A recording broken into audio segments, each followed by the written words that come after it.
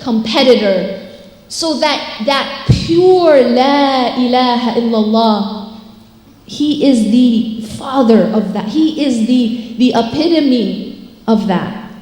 Tawheed. We also have times in our life where something we really love is taken away from us. Does it happen? Does it happen?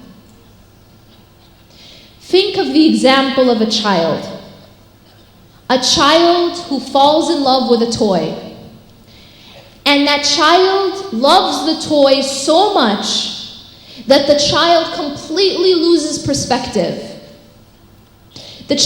All this child wants to do is play with that toy. He does not want to eat. He does not want to go to school. He does not want to sleep. Just the toy. Just the toy. That's all he sees.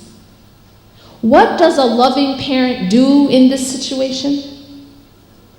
The child does not understand how he is hurting himself because of his obsession with the toy. What does the loving parent do in this situation? He or she takes away the toy. What happens when he takes away the toy?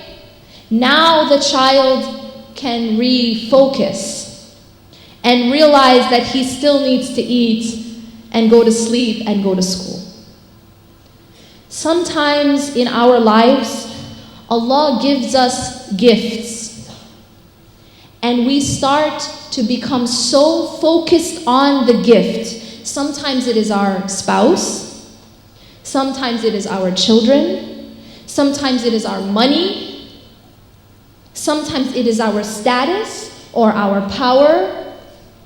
And we become so focused on the gift that we forget and we lose focus and we lose perspective. And we are hurting ourselves. Allah saves us from that at times by taking it away. This is why it happens. And if our response is proper, is correct, then we will refocus and come back to Allah. After that happens, Allah can give back to you your gift or better than it. But the point here is there's something greater than the gift. What is it? It's the fact that He took away your negligence and your distraction and your dependence on other than Him, and He gave you complete dependence on Him. So there's something more important than the gift being taken and the gift being given back or not. And that is that He gave you back that love for Him. He gave you something priceless, something worth even more than the gift that you were so in love with. Now He gave you focus, dependence, and ultimate love on Him. Look at the story of Hajar. Again, the story. She's also in a very hopeless seeming situation. She is also in a situation where you can't imagine a way out. She's in the middle of a desert. And she has a young baby. And they are, thirsty. What does Hajar do in this situation? Well, we know that Hajar was depending on Allah. But does she just sit there? Does dependence on Allah mean that I don't ever act? No. Because dependence on Allah is in the heart. Tawakkul is an act of the heart. It isn't an act of the limbs. Your heart can be completely dependent on Allah while you're still acting. So she gets up and she runs. She strives hard. This process between Safa and Marwa is even called sa'i, which means to strive. She strove hard. It isn't easy to walk that distance, let alone run that distance. When you're dehydrated and in the middle of the desert. There's no cover like there is now. Now look at something else that happens. She starts out at Safa, looks for water and doesn't find any. Then she runs to Marwa, so she doesn't give up because she didn't find water at Safa. She goes to Marwa and then she looks again and doesn't find water. Now think about this for a moment. Have you ever tried something before and it didn't work out? Now she is going to go back and try the same thing again. She doesn't give up. Even though she already checked Safa, right? She's already tried that. She doesn't give up. So it's a lesson in hope. It's a lesson in not giving up. She runs back to Safa and looks again. And she doesn't find water. But does she stop there? Does she give up there? No. She goes again to Marwa, which she already checked. At this point, she has checked Safa twice, checked Marwa twice. She still doesn't give up. This is how we need to respond. When we have tried something again and again, this is sabr. This is perseverance. This is constancy. You keep trying and you don't give up hope. Because eventually Allah will open for you. And after 7 times, Allah sends a miracle. And the water comes from the desert. Now let me ask you a question about effort, about cause and effect. You know, sometimes we think that it's because of my efforts that something happens. Right? It's because of my righteousness that I am, a good Muslim. It's because of me. It's like Qarun, who said, I have all of this money because of a knowledge in me. We think it's our own hard work and our own efforts that give us what we have. And we don't realize that it's a gift from Allah.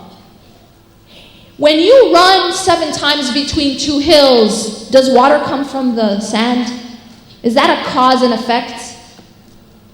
When you take a stick, no matter how big the stick is, and you strike a sea with it, does it split? No, it doesn't. But you still act.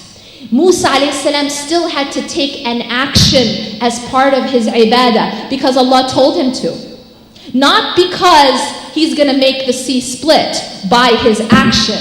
Allah makes the sea split. Allah makes water come from the sand.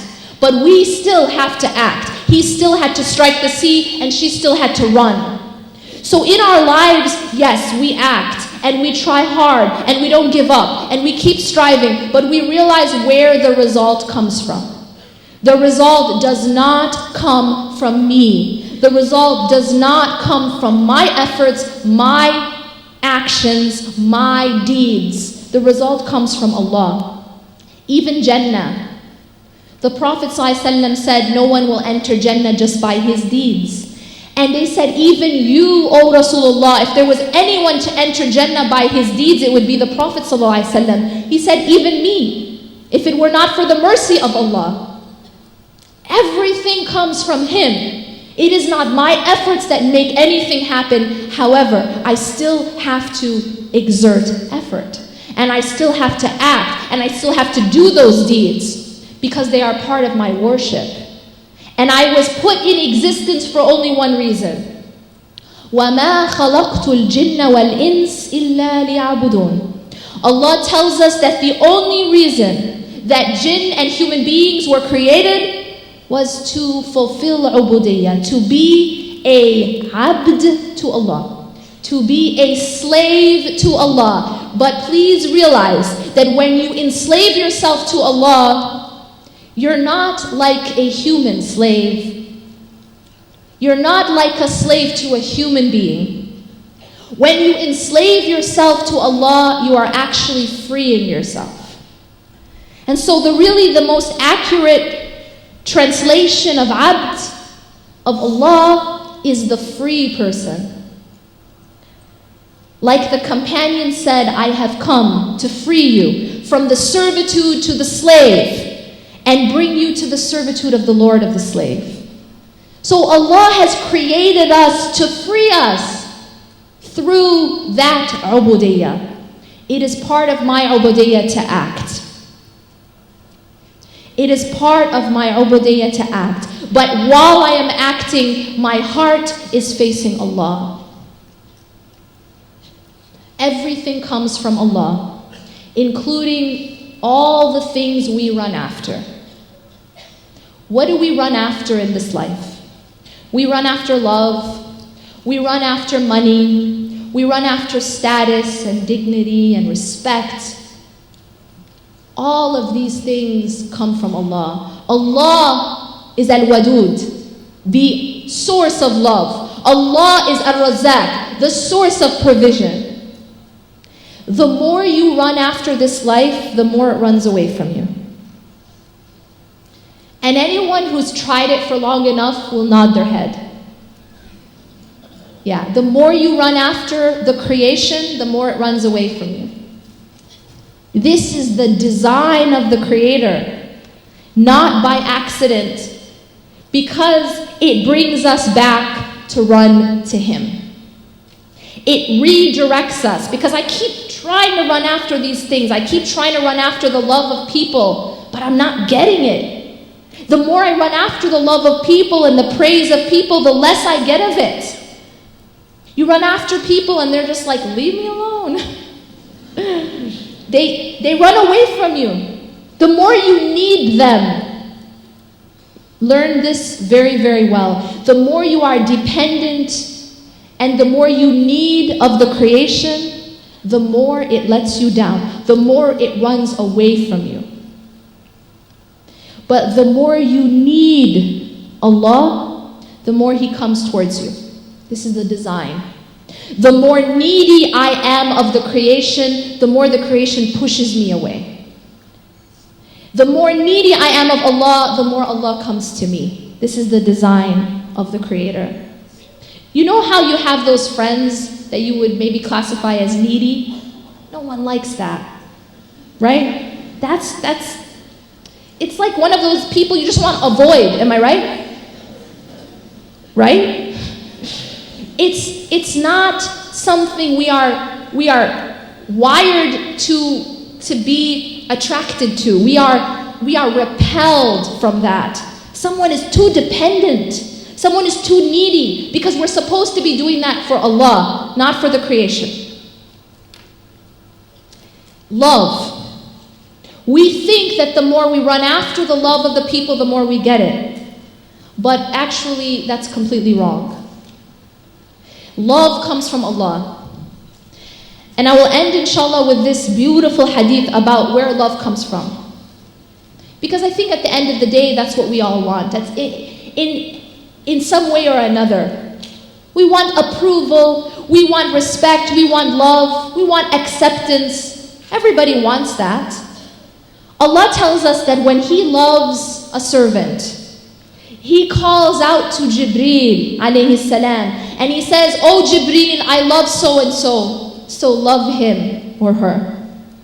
And then Jibreel alayhi salam calls out to those in the heavens, "Allah loves so and so, so love them, love him or her."